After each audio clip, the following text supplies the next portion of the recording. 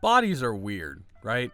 One day you can be chowing down on a large pizza from your favorite chain restaurant, and the next the doctor is telling you that eating those can cause significant mood swings or whatever.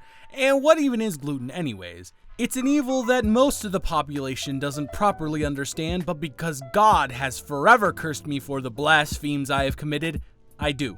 You see, one of the things you may not know about me is that I'm gluten-free, and I have been for about 3 or 4 years now. And trust me, it's not by choice, as bread is, was, my most treasured item to consume. Breakfast burritos? Yes, please. Bagels covered in delicious strawberry jam? Don't have to ask me twice. Chocolate-filled croissants? Don't even get me started.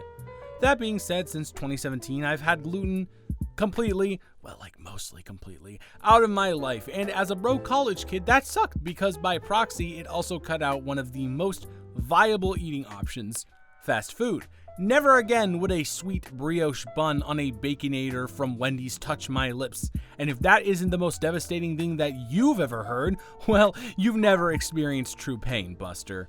So one day I was watching Big Brother, as I always am, and I saw a commercial for Little Caesars and their brand new stuffed crust pizza. Just like any red-blooded American, my favorite food is indeed pizza, and I just about had a heart attack. I came close to getting up right then and getting in my car to make a decision that I would definitely regret in the morning, but instead, I decided that a better option would be to see if there were any reviews of it on YouTube. I never dove into the food review genre BGF before gluten-free because I would just go and get the item. Unfortunately, since that option was taken away from me, living vicariously through the experience of others seemed like it would suffice. So, after watching an incredibly obese man rave like a lunatic and scream, "I'm back!" I clicked on a really weird-looking thumbnail with a scrawny kid who was sitting in his car with a full suit on. Sure, I was interested in seeing more about the pizza, but the demeanor that the mysterious figure in the thumbnail emanated was rather intriguing. I stayed for the whole 7 minutes of the video, and although I did feel satisfied with seeing someone eat the pizza normally as opposed to just scarfing it down, I wasn't really paying attention to the pizza. My attention was honed in on the reviewer himself, who, if you haven't guessed by now, is the report of the week, who has been lovingly named ReviewBrah by the bodybuilding forums he visited in his earlier days on the internet. As soon as the video concluded, I went to his channel and started to binge the rest of his content, discovering that he had been making content for about 6 years, as he hit a decade in the present year. One of the remarkable things that you will notice if you go back and watch some of his earlier videos is that, apart from lacking a little bit of projection and pacing, and including an incredibly strong Boston accent, which is where he's from, it's that the quality of his reviews were just as good as they are now. The way in which he tackles reviewing the food or drink placed before him in the most efficient manner possible is just remarkable. What makes that more remarkable is if you consider that when he was making those first videos, he was 13 years old. Most creators who have started around that age absolutely cringe when revisiting their origins, and rightfully so. Yet in a recent video celebrating a decade on the platform, when revisiting his first video ever, he seemed to thoroughly enjoy doing so, and once again, rightfully so. It's hard to talk about anything that is universally consumed, and it's even more difficult to do so in a very succinct and eloquent manner. ReviewBrah had both of those qualities in droves as a young teenager, and even more so now that he has honed in on imperfectly crafted said skills. In fact, he's done so to the point where I not only view him as the undisputed best food reviewer in the business, I view him as one of the best reviewers on the internet, period. That being said, although his review skills are impeccable, that's not the aspect I want to focus on with this video. Instead, I would like to focus on the actual personality of ReviewBrah and why I believe it is one of the most amazing on YouTube. Going back to the anecdote I was telling earlier, the thing that really threw me down the rabbit hole head first and got my attention zoned in on him was the fact that instead of starting the video out with a long and drawn out intro, he just started talking to me. And it wasn't the usual thing where YouTubers attempt to talk to their viewers, but you can definitely tell that they're just viewing their audience as a giant money-making conglomerate. It was just like I was sitting in the passenger seat, partaking in the conversation right there alongside him. After his signature catchphrase, "This is running on empty," food review, he talks about how he always gets pizza on Saturdays, and he has made it a tradition to do so. I know that may sound like a minuscule thing, but it's one of the most human ways that I've seen a YouTuber do an opening for their video. It's very similar to sitting down for lunch with an old friend and picking up right where you left off, exchanging stories and riffing off of each other. I also think this very organic air about him comes from the manner in which he speaks in more ways than one. The tone of his voice in his videos, although monotonous, is very soothing and light, which is associated with a relaxing environment. It fits the exact tone in which a good review of a fast food product should be. As a vessel for the information, his voice is magnificent. It's the perfect level of laid back that helps lull you into a trance to focus on the actual things that he's saying about the newest Taco Bell item. Speaking of the actual things he's saying, I think that his word choice and dialect is also worth mentioning. When reviewers speak about the subject that they're reviewing, they usually choose one of two approaches. They ground their review in serious analysis, or they discuss it with enjoyment and base their experience off of emotion.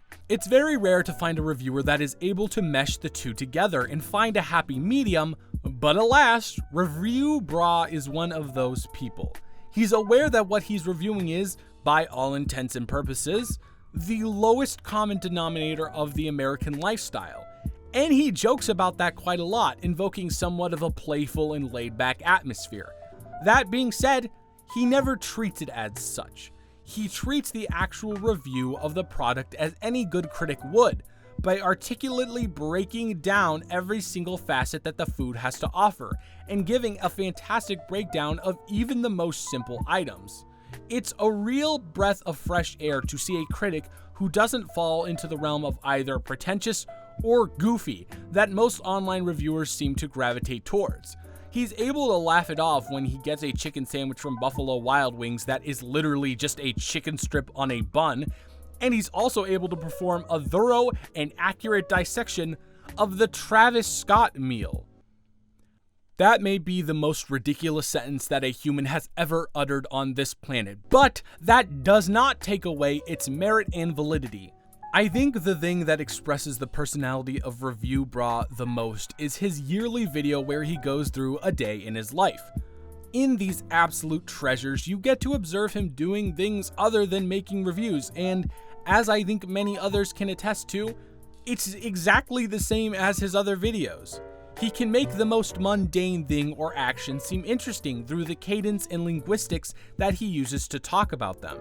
He also manages to maintain the ability to make the video seem directly aimed towards you. His talent to make the viewer feel a sense of singularity translates, and I think that shows that, hey, this is just kind of who this guy is. Sure, this could all be an online persona for the camera, and he could be a serial killer or something like that, but sometimes you just have to make a soul read on things in regards to emotions and such. And when I watch a video made by ReviewBrah, it truly does seem that he cares about the individual and not the whole.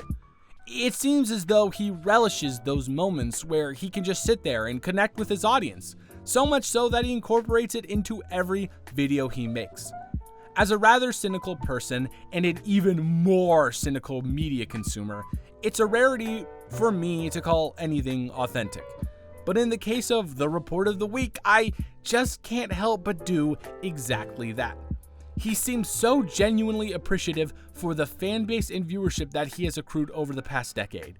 And they are also genuinely appreciative of him, as if you look in the comments of any of his videos, it's near impossible to find anything other than overflowing support. It's very clear that many others, like myself, have a real admiration for his ability to just be himself, and how that makes him one of the most authentic people on the site. Almost, once again, like an old friend that you hang out with every now and then. Most importantly, once you finish a video from ReviewBrah, there are most definitely two things that you will leave the experience with. a big fat grin on your face, and an insatiable hunger for more content. Or food, you know, if you're not gluten-free like me. Curse this world!